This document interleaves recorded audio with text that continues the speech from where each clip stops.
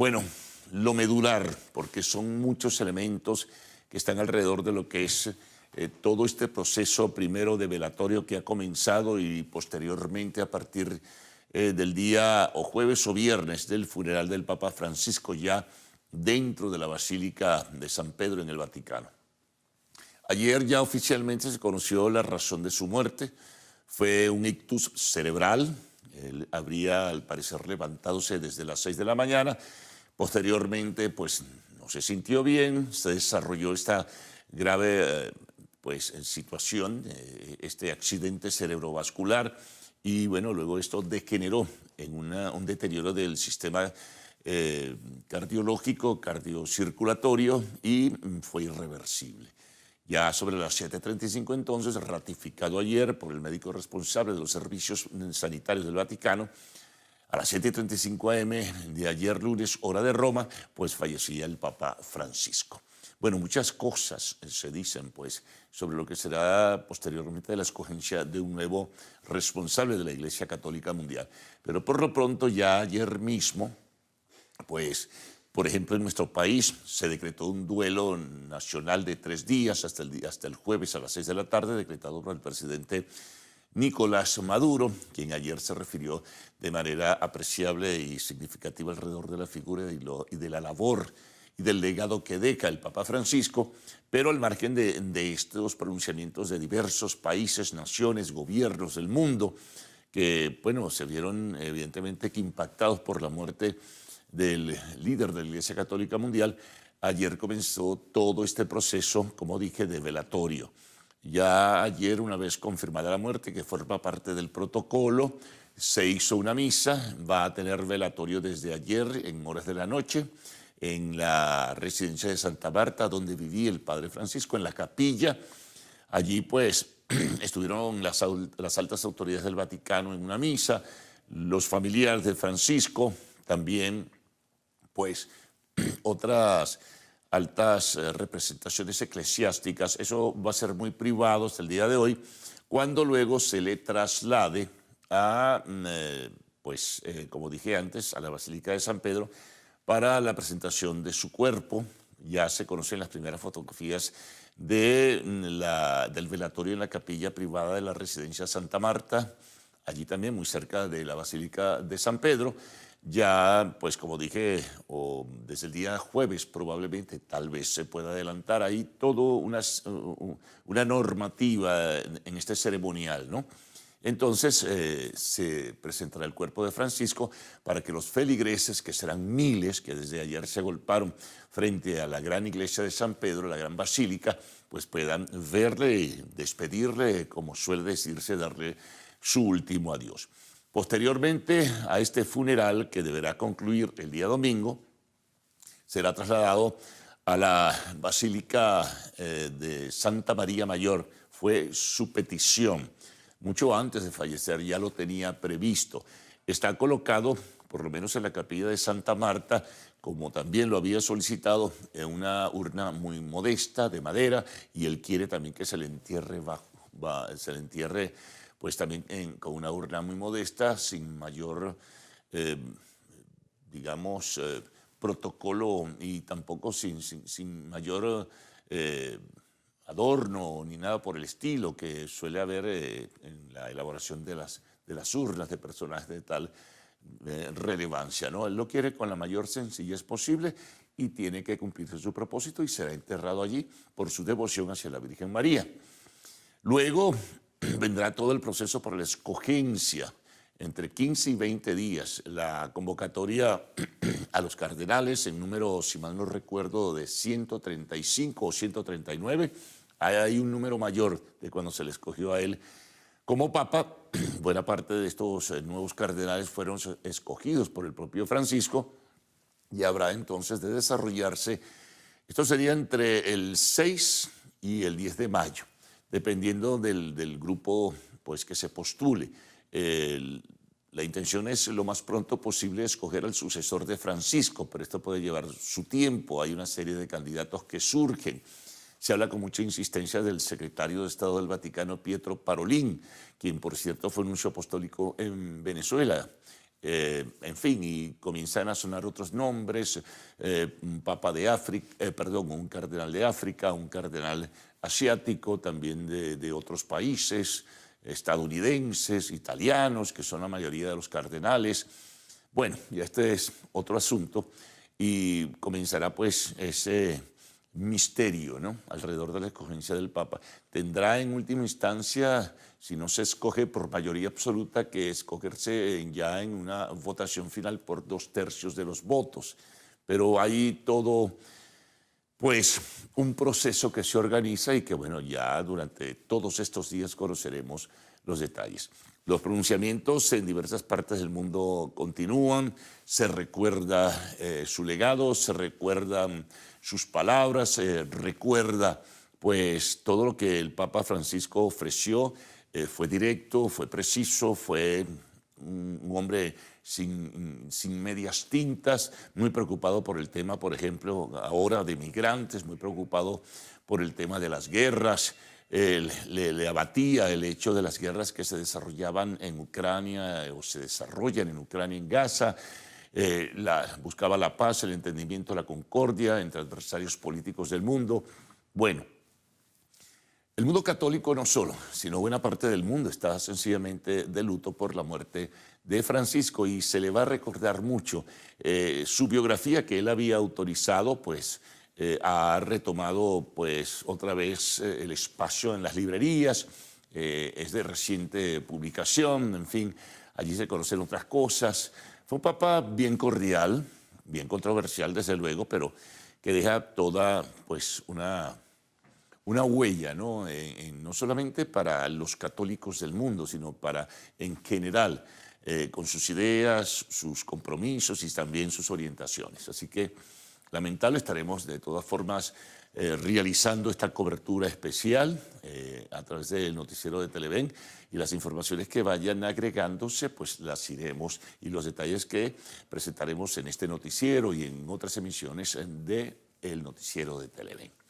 Bueno, pero sigamos con otras informaciones importantes de la agenda. El tema Bukele y la propuesta que hizo. Bueno, ayer fue rechazada nuevamente con mucho vigor por el presidente Nicolás Maduro.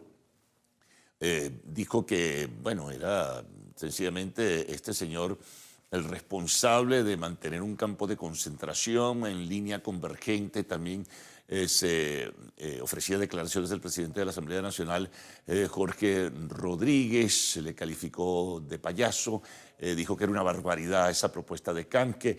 Incluso organizaciones no gubernamentales como Provea han dicho que es insólito y es inaceptable el planteamiento de canjear presos de la forma como lo plantea Bukele. También el fiscal general Tarek William Saab renovaba criterios sobre lo que había propuesto Bukele.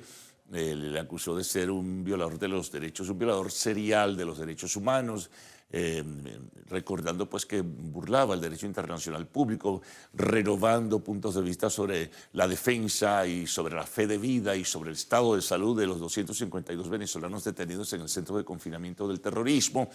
Por cierto, Maduro también citaba las palabras y el planteamiento que se recoge en un documento del Ministerio Público desde el día domingo, donde señalaba y planteaba una serie de preguntas. Tarek William Saab, bueno, de esto se hizo eco también Nicolás Maduro en el día de ayer. No ha respondido Bukele a esto. Por lo demás, lo único que ha dicho es ratificar criterios de que los detenidos tienen pues antecedentes criminales y que forman parte de bandas criminales internacionales, entre ellas las del Tren de Aragua.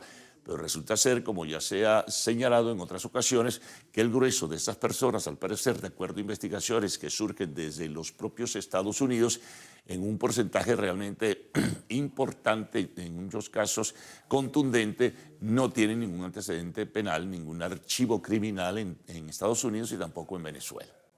Bueno, este tema de los migrantes sigue tomando fuerza. Ayer en los Estados Unidos, una juez federal que ya había tomado decisiones mostró preocupación porque a pesar de la decisión de la Corte Suprema de los Estados Unidos que impediría al gobierno de Trump seguir deportando venezolanos o nacionales de otros países hacia El Salvador o hacia la base naval de Guantánamo, eh, señalaba que no se está cumpliendo y que la pretensión del gobierno de Trump es seguir dentro de esta violación a una decisión nada menos y nada más del más alto tribunal de los Estados Unidos.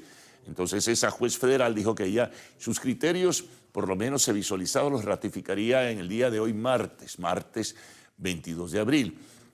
Trump, por cierto, se quejaba de la justicia de los Estados Unidos, que estaba colocando trabas para la deportación de criminales que le hacían daño a su país. Siempre el juego de la manipulación de por medio, así lo califican y lo establecen los analistas, se muestran detalles, se muestran incluso pruebas de que no son personas que tienen, como decíamos antes, un archivo criminal, pero resulta ser que para el gobierno de los Estados Unidos los migrantes ilegales pues son casi que criminales y por lo tanto deben deportárseles.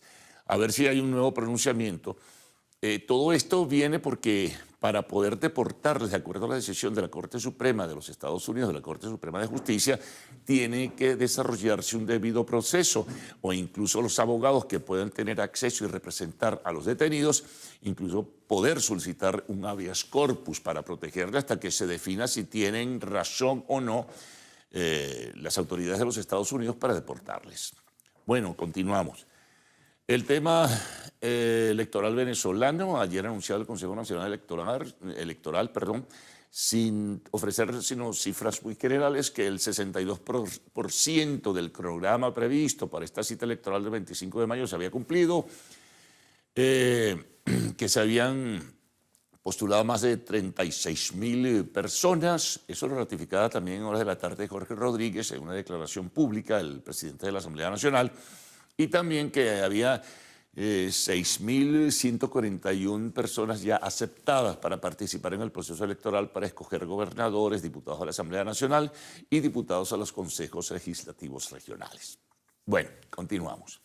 Otra nota importante, hablemos de lo que ocurrió en el mercado cambiario en el día de ayer. Se inyectó por primera vez la cifra más alta en este año 2025, ayer lunes 21 de abril.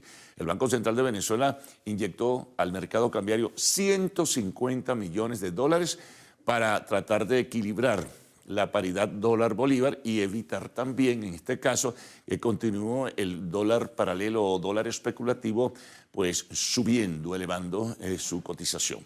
Sin embargo, todo marcha por un camino donde el dólar oficial va aproximándose a lo que pudiera ser una tasa, como algunos denominan, mucho más equilibrada y racional. Sin embargo, para el día de hoy, para este martes 22 de abril, está en 81,76. Pero la idea es seguirlo deslizando hasta que se aproxime más a lo que pudiera ser la tasa del mercado paralelo. A ver, muy pendientes en este sentido. Otra información que tiene que ver con economía. Se conocieron porcentajes o cifras del CENDAS, el Centro de Documentación y Análisis Social de la Federación Venezolana de Maestros, sobre el costo de la canasta alimentaria. 562,83, ya llega a 562,83 para una familia de 5 integrantes. Esto es 16,5% más que en el mes de febrero. Citamos cifras del mes de marzo. Y bueno, ayer también en temas nacionales, pues se ofreció el balance de lo que fue la Semana Santa. La vicepresidenta ejecutiva de la República, también el ministro de Interior y Justicia, Diosdado Cabello, señalaron que se movilizaron más de 12 millones de personas durante esta Semana Mayor, una cifra 16% más, un poco más, 16% y tanto. Se movilizaron que, si se le compara, ¿no?, se movilizaron más que el año pasado, 2024. En temas internacionales, bueno, Trump ya amenaza en seguir recortando el subsidio a la Universidad de Harvard. Ya le había cortado 2.200 millones de dólares. Hay un pugilato y un enfrentamiento allí muy claro. Las autoridades hablan de su libertad y de su libertad de cátedra, de pensamiento, de expresión y de autonomía. Bueno, entonces ahora para las investigaciones sanitarias, esto es más grave aún, el gobierno de Trump anuncia que le recortará $1.000 millones a la Universidad de Harvard. Imagínense lo que esto significa.